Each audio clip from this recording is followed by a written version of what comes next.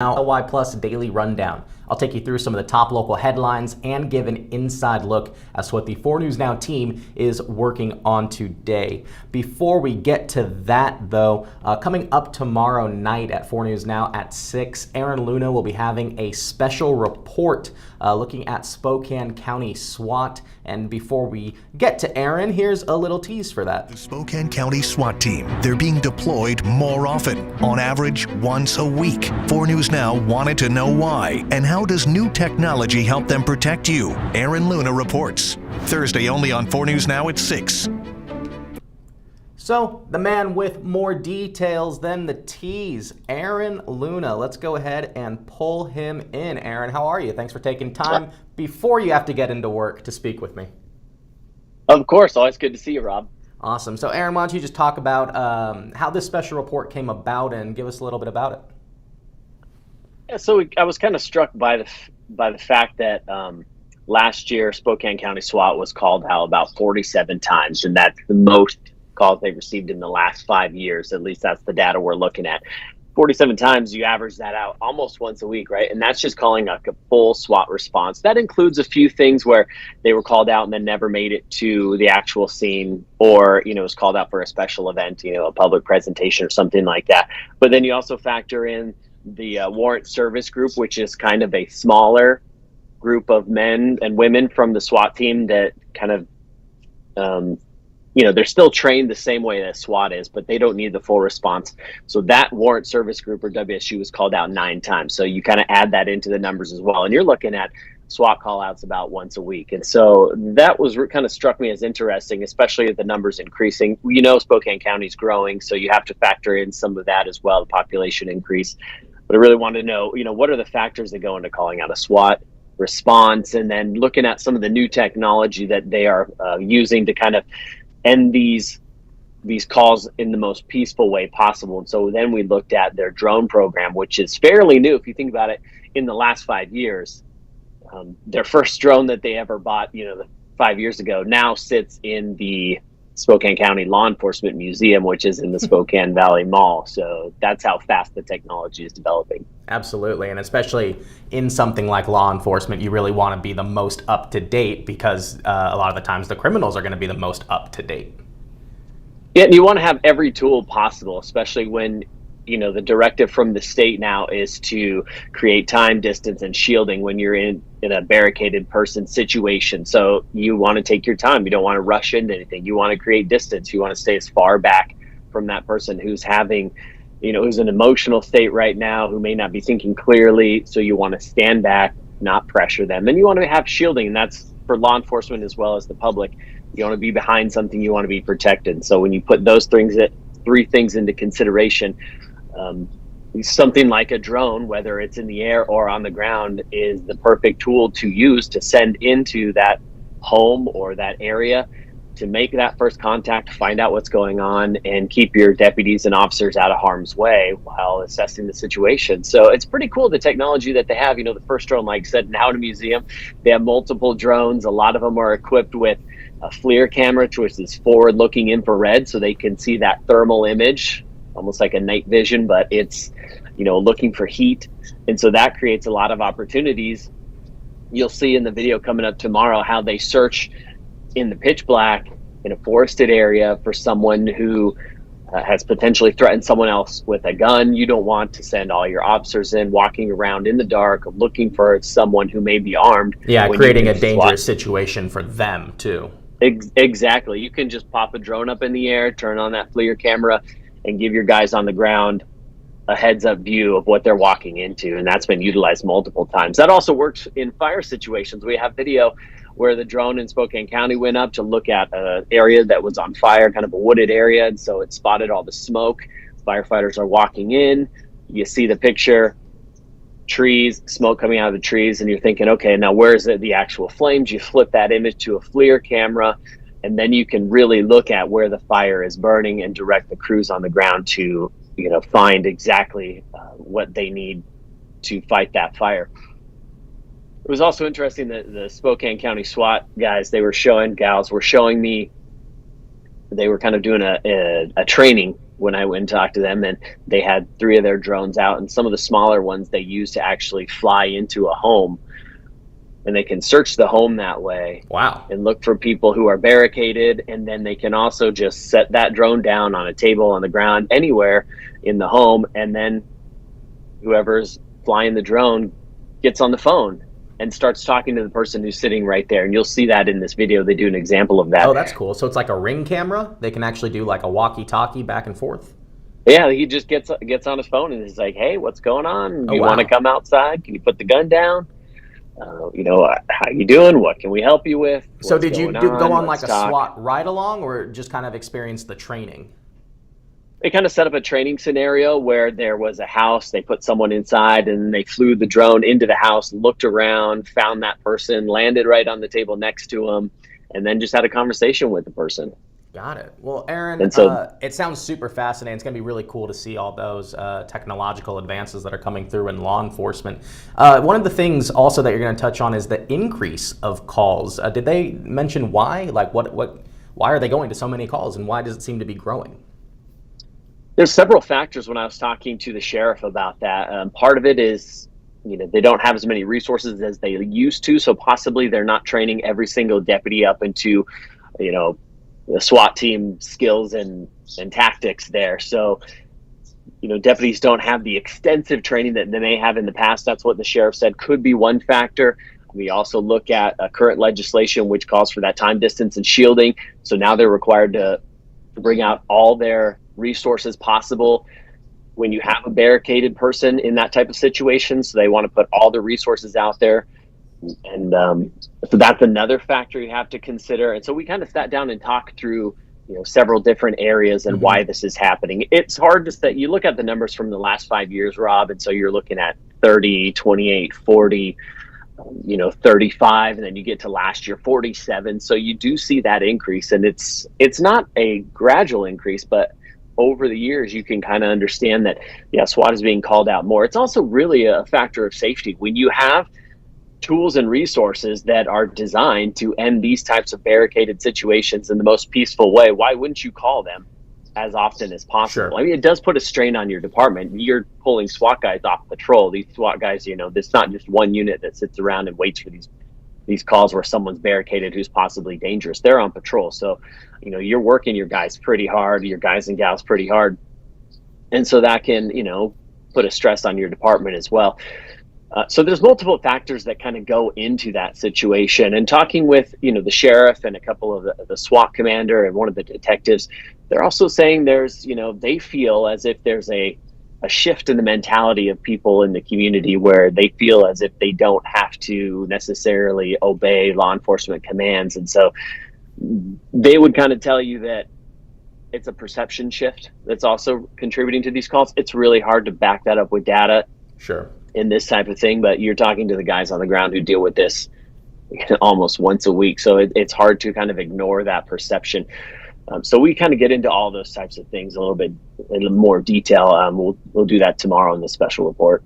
Got it. Well, it sounds totally fascinating. I'm looking forward to it. Was there anything that you had to cut from your report for time, but it's something that you found interesting or learned? I think just the fact that the technology is developing so quickly. Like they're buying drones 5 years ago. Now they have multiple drones that have multiple capabilities with the FLIR cameras. The small ones, they search homes. One of the guys was telling me that, you can get a little robot with a track, the wheels. Yeah. Kind of like a small little tank track. And you picture like a bomb disposal robot. Exactly. You can drive those robots into a house or an area looking for someone who may be barricaded inside. He says a lot of times those aren't the cleanest homes, so you can't actually get around. So that's where those small aerial vehicles come in. Just so handy because you don't have to worry about the obstacles on the ground. You can, go upstairs, look through rooms if possible. They have special tools on some of them where you have a carbide tip, almost looks like a little helicopter blade, where if they needed to, they could fly up to a window and theoretically break that window so that they can access inside. So they don't have to put someone up next to the house. If they have a suspect who is firing shots from inside, they can use the drone to break the window. What they need to add next, though, is probably like a net gun. Shoots a giant net like Scooby-Doo. Well, we were talking about, what's next, and I think you're kind of on the same track. Like, what happens then? You're starting to incorporate more technology in these drones. The Spokane County SWAT department doesn't have a robot that carries like tear gas inside of a building, but there are robots that do that. Mm-hmm. They don't have a flying drone that does that either. And so I guess the natural progression, and some people would say, well, it's just, the next step is arming those drones. Sure. And, so you have to ask that question, and SWAT commander told me that's not going to happen. They're never going to trust a mechanical device with something that dangerous. Yeah, something that could hurt someone. That's when you want that human critical thinking. Yeah, and they were talking about, what does it look like if you had drones as first responders? So let's say someone calls in and says, oh, there's, a man with a gun in the park over here. They're thinking, okay, well, what if we had a drone pilot who was stationed at headquarters, but then could launch a drone from, let's say, a fire department or one of, what do you call I can't think of the name for it, but like your remote police station, kind of like how SPD has, one downtown and then one in other areas. So let's just say you precinct. Thank you. Yeah. Gosh, I got you. I couldn't think of it. Or you could launch it from, a county building somewhere else. Sure. And so you get that drone up in the air as quickly as possible. And that drone gets on scene just to give first responders an idea of what they're walking into. Is there something there? Can they see smoke, or what's that coming from? So they're kind of tossing around that idea. That, even though it's just kind of the what if scenario right now, groups like the ACLU is like, well, that's a big concern, because then you're getting into a notion of, okay, where Fourth Amendment privacy rights, what you're flying over people's homes. What else are you looking at? So, this is how it's developing. It's developing quickly, and you have to look forward to something like that. So we'll touch on that in the special report tomorrow as well. Awesome. Well, Aaron's special report on SWAT in Spokane County airs tomorrow night at 6 p.m. If you missed the whole of this interview, this will also be up on KXLY.com momentarily once we wrap up and post it. So, Aaron, thank you for joining me. Appreciate your time. Rob, thanks for having me. Yep, I'll talk to you later. See ya. Well, thank you, Aaron, for hopping on with me real quick to talk about his special report. In addition, again, you can watch that. That's going to be 4 News Now at 6, airing tomorrow, and then it will be up at KXLY.com and KXLY Plus following its conclusion. Let's get into the daily rundown, see what everybody's working on today, but let's start with a look outside. It's going to be kind of a higher pressure system moving in, so a lot of this heat that we have been seeing is going to increase. That crazy thunderstorm that moved through the Spokane Coeur d'Alene metro later. There is a chance of thunderstorms coming up later on tonight, but likely just to hit the areas of northeast Washington and northern parts of Idaho. So not as bad as yesterday. Looking ahead, that is when most of that heat is going to move in, and we're going to be into the upper 80s and 90s through at least next week. So this is what tomorrow's looking like, a high near 89. It's going to be clear skies, though, pretty much from here on out. As we look at the 7-day forecast, as you can see, we're going to be touching 90s through next week, and most likely a hot 4th of July. So be sure to stay hydrated and take breaks. Don't stay in the sun all day. Let's take a look at what the team is working on today. 4 News Now's Natalie Grant is following up to a story that Bronte Sorotsky did yesterday regarding the Bowner County commissioners. Yesterday there was a heated meeting and where Chair Steve Bradshaw wanted to motion to end public comment, and that rubbed another commissioner, Asia Williams, the wrong way. She disagreed publicly and created a tense atmosphere, because they also cited that there's been more people at Bonner County participating in these meetings, so it created a lot of tension in the meeting room yesterday. So today, Natalie is going to sit down with Commissioner Asia Williams to talk about what happened and where Bonner County goes from here. Vanessa Perez, she's taken a look at the Regional Homeless Collaborative. The Spokane Regional Collaborative has announced their plan. This has been something we've been covering for a couple months now. It's all these entities: Spokane County, the city, Liberty Lake, Airway Heights, there we go, that's the other one. And all these cities and towns and the Spokane County are all collaborating to try to solve the homelessness issue together. Well, that collaborative group presented their plan today, and it's an ambitious goal of lowering homelessness by 40% in the next 2 years. They laid out a lot of details. It's pretty comprehensive. This plan involves what they're going to be funding, what they're going to be looking into, and how they can hopefully reach that goal of lowering homelessness by 40% in the next 2 years. And Vanessa Perez will have those details.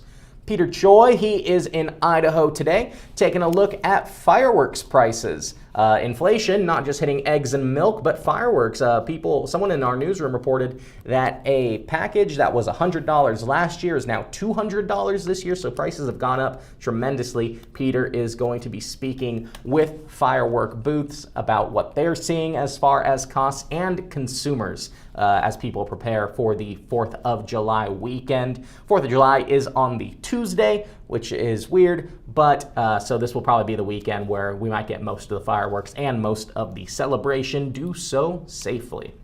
Speaking of Bronte Saratsky earlier, she was working mornings today, and she went out to Thrive's International Soccer Camp. Now, Thrive International is a nonprofit that helps with refugee children and to provide resources for them. So they have a soccer camp for kids of all different ages today at North Central High School. It's a 4-day camp that actually ends tomorrow. They had over 100 kids sign up, which is the most they've had. And Thursday, the public is invited to come out to North Central to watch some of the games and enjoy food from Feast World Kitchen. That full story is up on our website right now, KXLY.com.